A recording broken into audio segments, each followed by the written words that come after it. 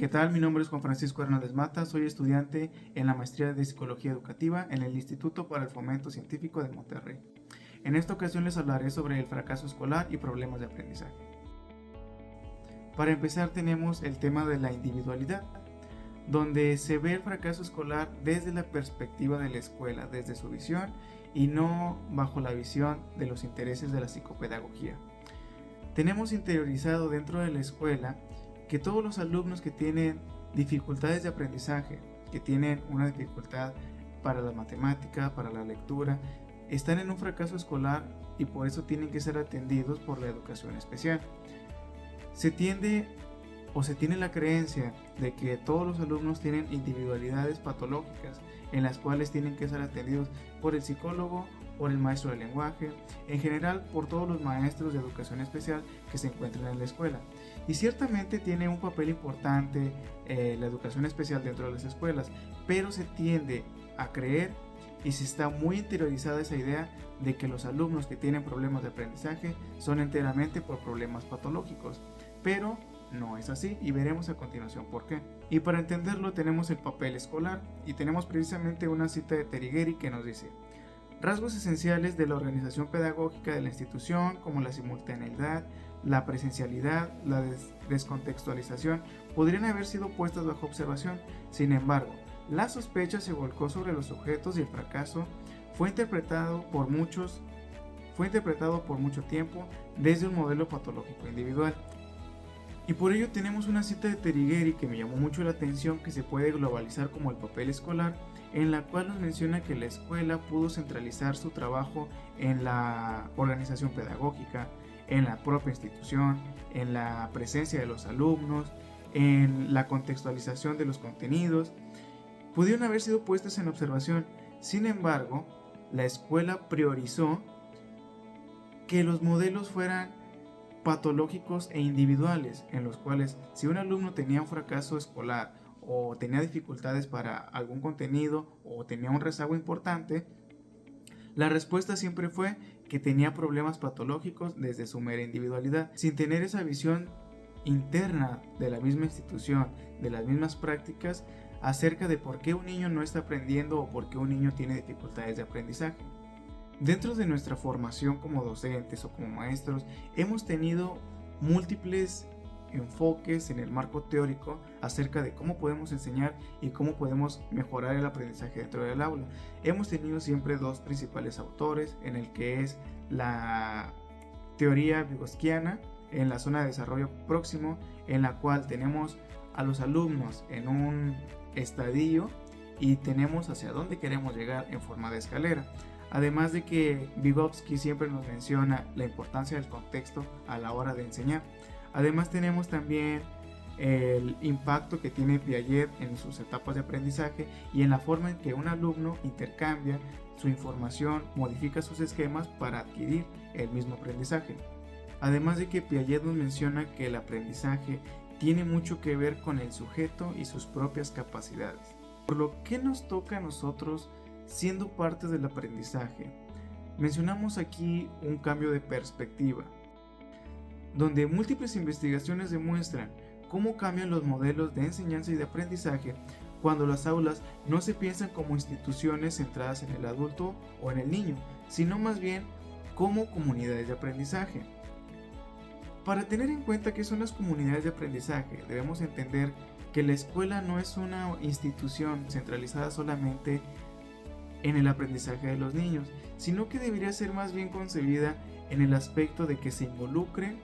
todos los agentes educativos. Como sabemos, los agentes educativos no solamente son el maestro y el alumno, donde la educación muchas veces se da de manera unilateral, donde el docente es quien da toda la información y el alumno es el encargado de recibirla. Más sin en cambio, en esta perspectiva de comunidades de aprendizaje tenemos algo muy importante, en el cual el alumno fortalece sus habilidades creando sus propios aprendizajes basados en sus propias perspectivas. Pero además tenemos algo muy importante, que es la involucración de las familias. Muchas de las veces nosotros estamos peleados en cuanto a las familias se involucren con el trabajo. En México es muy difícil, o al menos aquí en Nuevo León, que las familias se involucren por su estadía de estar trabajando, de largas jornadas de trabajo o bien por diferentes dificultades. Más sin en cambio tendríamos que darnos la oportunidad nosotros de involucrar a las familias para crear este cambio que es muy importante y muy necesario, se podría decir casi urgente en nuestra propia perspectiva educativa. Porque el papel de los padres de familia no se trata solamente de sentarse en una butaca mientras el maestro está dando la clase y los alumnos escuchan, porque se estaría cumpliendo nuevamente el aprendizaje unilateral, donde el maestro solamente es el que está hablando. Se trata más bien de nosotros como docentes darnos la oportunidad de crear comunidades, microcomunidades, en las cuales cada padre de familia esté al tanto del proceso que están llevando a los alumnos, de cómo crean sus aprendizajes y cómo ellos mismos pueden crear su aprendizaje para ellos mismos, para sus compañeros, explicarlos de diferente manera para que se pueda adquirir el aprendizaje. Muchas de las veces nosotros tenemos una sola perspectiva, una sola forma de enseñar y esa creemos que es la correcta, más sin en cambio, si nosotros le pedimos a un niño que explique el tema, va a usar sus propias palabras, sus propios aprendizajes y su propia forma de entender el aprendizaje, que se le va a hacer más sencillo al otro niño. Es el trabajo entre pares. Entonces el padre de familia solamente está ahí para guiar, para observar, para comunicar, para dar pistas. Un trabajo que para un docente podría ser muy difícil porque debería estar atendiendo varias comunidades, se familiariza con ese trabajo. Un padre de familia se interioriza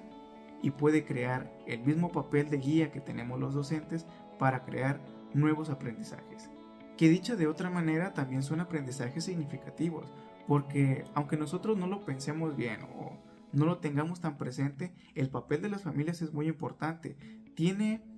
una gran significancia que el padre de familia esté presente dentro del aula porque el niño adquiere esa visión de que el padre se está involucrando, le interesa la educación de su hijo. Entonces no se trata solamente de estar presente por estarlo, sino de darle un sentido pedagógico a la tarea docente. Por otro lado, tenemos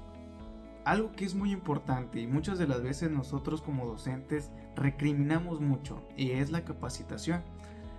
Tenemos muchísimo trabajo, eso no tenemos ninguna duda. Todos tenemos muchísimas actividades que hacer, pero es muy importante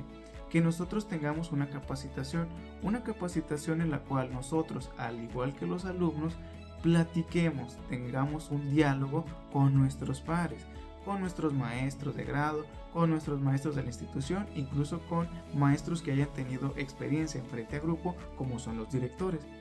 en el cual nosotros podamos intercambiar experiencias,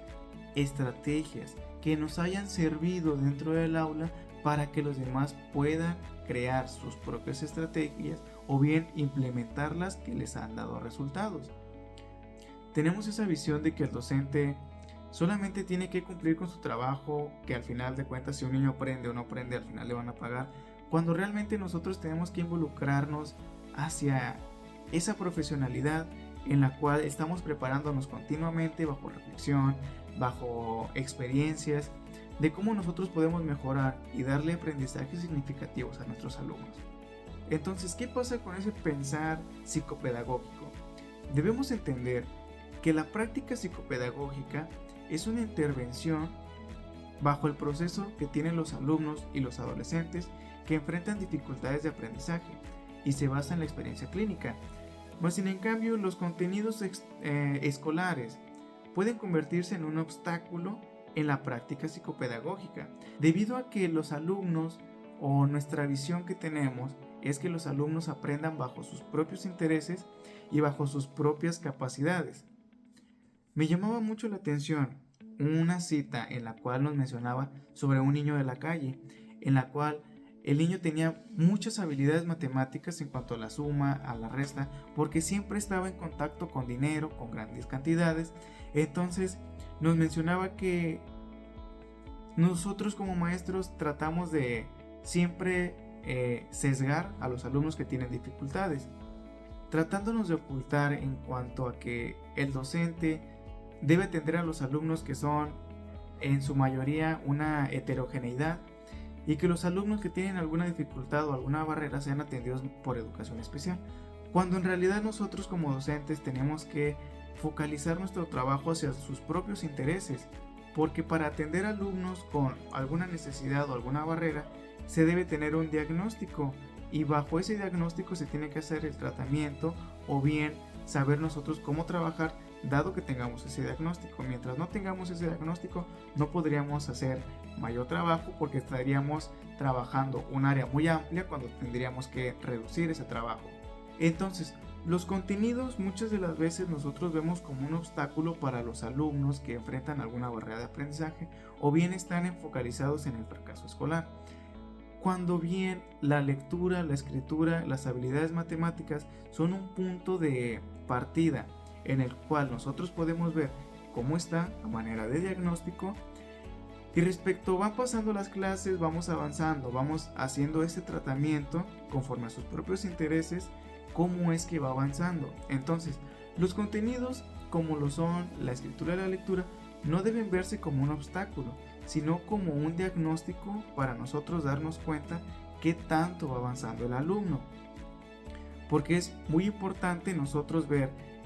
qué es lo que está avanzando, pero también reflexionar en qué errores tuvo y cómo podemos ir mejorándolos mediante ese pensar psicopedagógico. Entonces nos queda un gran camino por recorrer, pero no es algo imposible si todos nos ponemos la estafeta de que queremos realmente crear un cambio. Podemos actuar con el ejemplo y de esta manera, cuando veamos que los alumnos están teniendo resultados, llegarán los otros maestros a preguntar qué es lo que estás haciendo porque tus alumnos están avanzando, y ahí es donde entra la capacitación docente, que es el diálogo entre pares. Muchas gracias.